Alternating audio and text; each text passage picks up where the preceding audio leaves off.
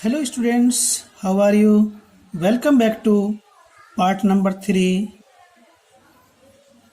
देखिए, लेखक जब नाव के व्हील से जा टकराया और उसे यह एहसास हुआ कि वह उसे ऊपर उड़ने और लहरों में डूबने का एहसास हुआ, तो उसने स्वीकार कर लिया कि उसकी मृत्यु निकट आ रही है।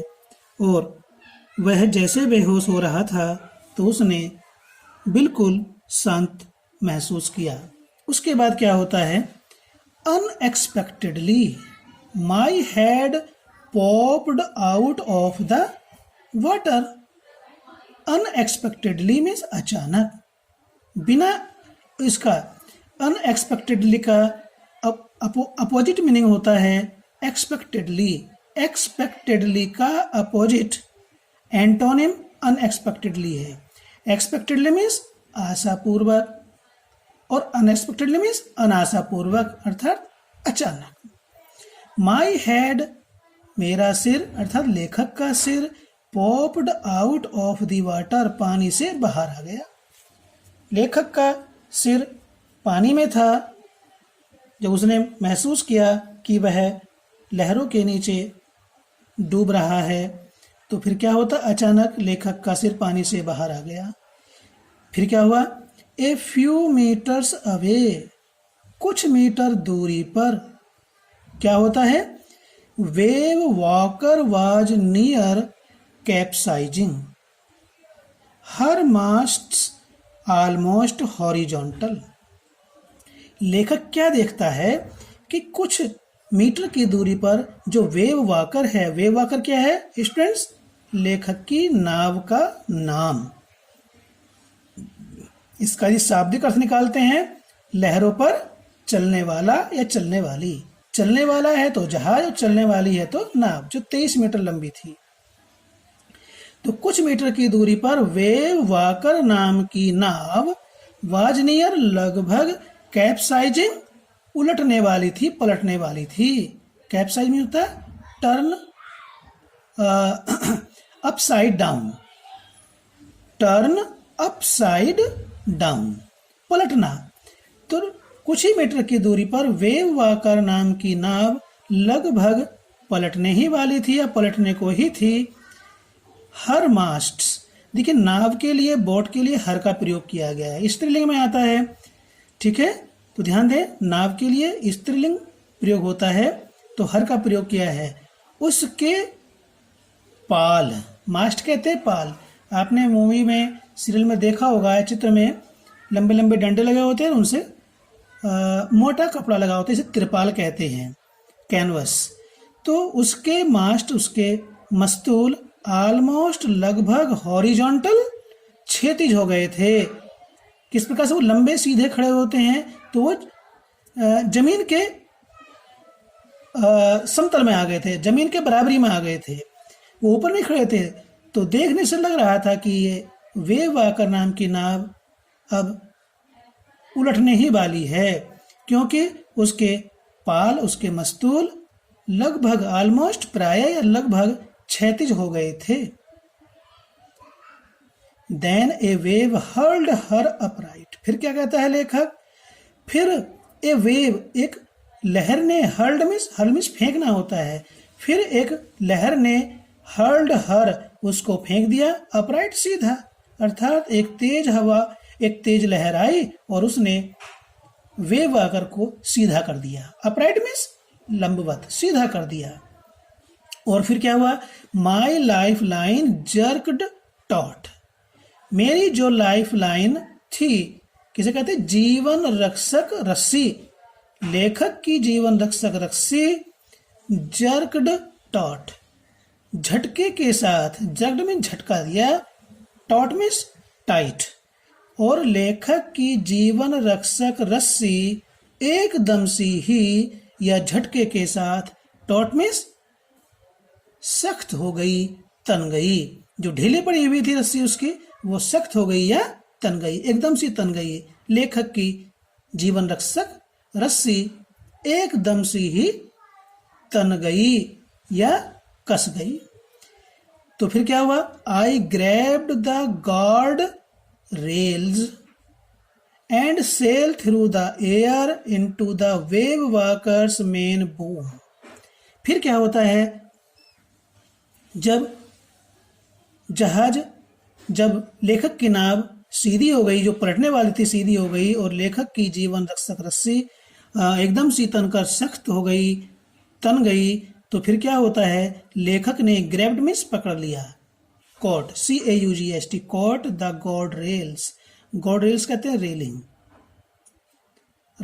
रक्षात्मक दीवार जो लोहे की छड़ों से बनी होती है।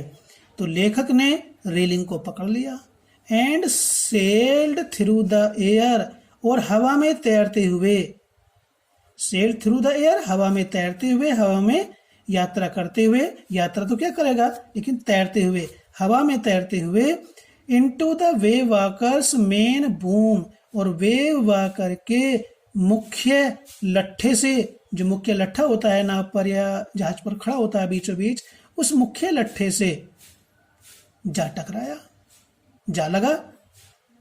यानी कि हवा में तैरते हुए लेखक ने रेलिंग को पकड़ा, रक्षात्मक लोहे की चार दीवारी को पकड़ा, and sailed through the air, और हवा में तैरते हुए, into the wave walkers main boom, और वेव वॉकर के मुख्य लट्ठे से जा टकराया या जा लगा। फिर क्या होता है उसके पश्चात, subsequent waves tossed me around the deck like a rag doll. Rag doll कहते हैं पुराने कपड़े से बनी हुई, फटे पुराने कपड़ों से बनी हुई गुड़िया।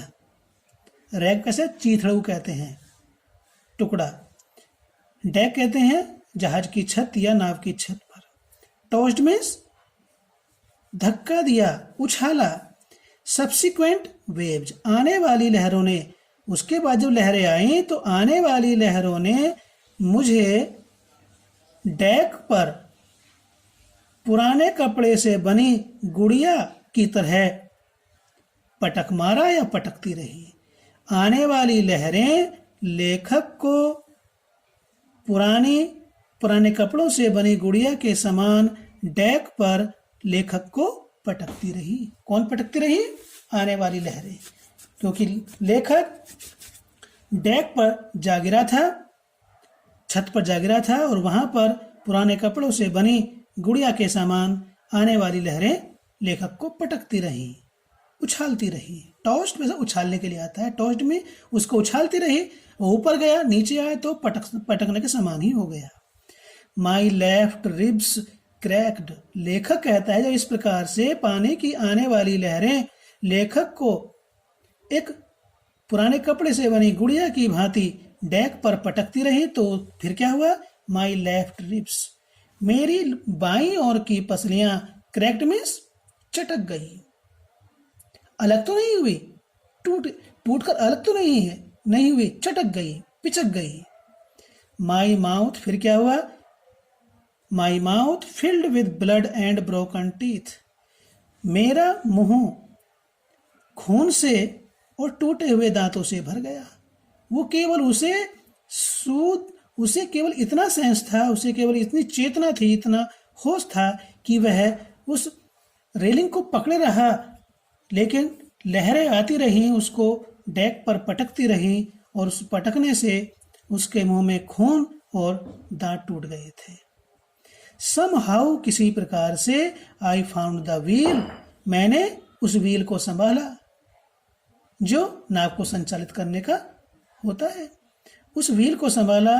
लाइंड अप द स्टर्न कहते हैं नाव का पिछला भाग, और नाव के पिछले भाग की मरम्मत। लाइंड अप का मीनिंग यहाँ पर है कार्य करने के लिए व्यवस्थित किया, और लेखक ने नाव के पिछले भाग की मरम्मत की।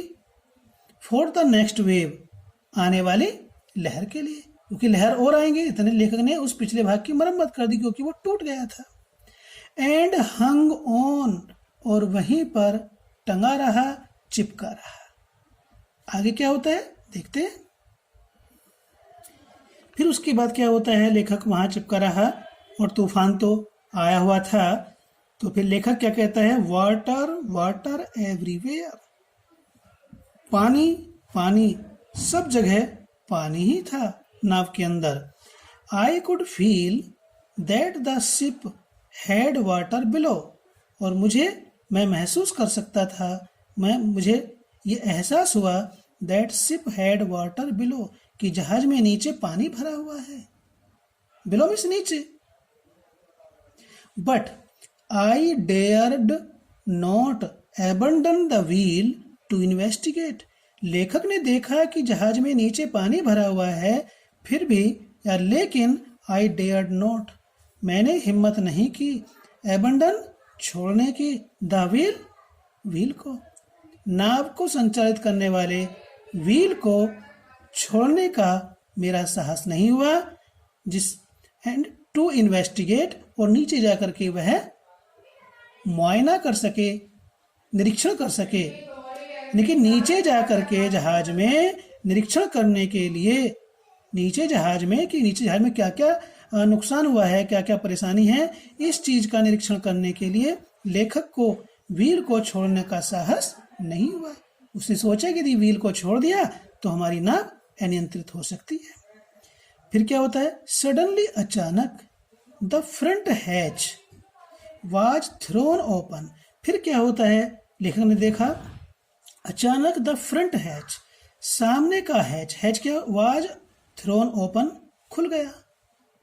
तो हैच क्या होता है, डेक यानी जहाज की छत से अंदर जहाज में आने के लिए दरवाजा होता है, उसे हैच कहते हैं।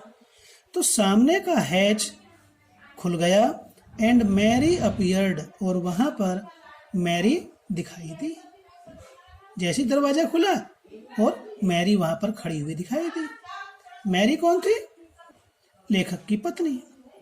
We are sinking, she screamed, वह चिल्लाई, हम डूब रहे हैं। The decks are smashed, deck सारे डेक टूट गए हैं। We are full of water, सब जगह पानी भर गया है। Take the wheel, I shouted as I scrambled for the hatch, जैसे ही मैं दौड़ करके हैच के लिए गया, दरवाजे के पास गया, मैं चिल्लाया, टेक द व्हील, व्हील को संभालो। यदि व्हील नहीं संभाला, यदि नाव को संचालित करने का व्हील नहीं संभाला तो बहुत ही गड़बड़ हो सकती है। तो मैंने चिल्लाकर कहा, जैसे ही मैं हैच की ओर भागते हुए गया। आगे क्या होता है देखते हैं। वैसे लेखक इस समय वास्तव में चुनौतियों का सामना कर रहा है, संघर्ष कर रहा है, और पूरा जान का खतरा उनके सामने है। वास्तव में एक साहसिक यात्रा है परिवार सहित, जिससे पढ़ करके हमारे अंदर एक साहस आना चाहिए, हिम्मत आनी चाहिए कि हमें भी किस प्रकार से चुनौतियों का सामना करना चाहिए।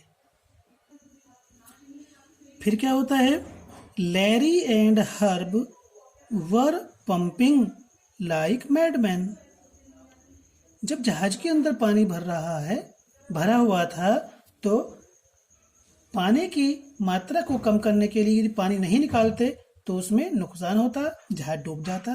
तो फिर क्या होता है, जो दो नाविक हैं लैरी एंड हर्ब, वे दोनों ही लाइक मैडमैन, पागलों की तरह बाहर पानी फेंक रहे थे, पानी खींच रहे थे, बाहर पानी खींच रहे थे, इस जहाज से पानी निकाल रहे थे।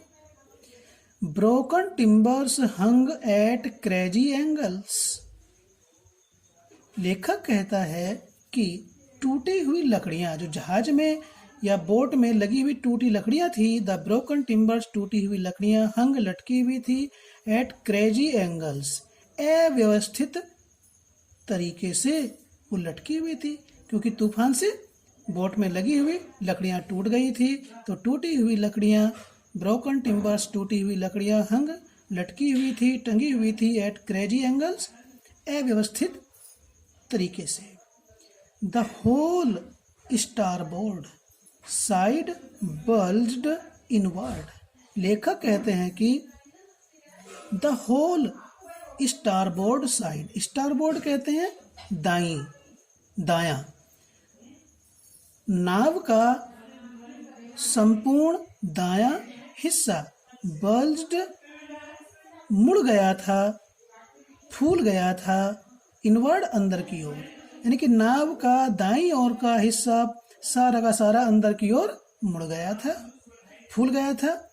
क्लोथ्स, कपड़े, क्रॉकरी, चीनी मिट्टी के सामान, बर्तन, चार्ट्स, नक्शा, tin and toys sloshed about in deep water. वो पानी में बिखरे हुए तैर रहे थे और आवाज कर रहे थे। I half swam, half crawled into the children's cabin. लेखक कहता है कि मैं आधा तैरकर और आधा रेंगकर इनटू द चिल्ड्रंस केबिन बच्चों के कमरे में पहुंचा, बच्चों के केबिन में पहुंचा। Are you all right? I asked.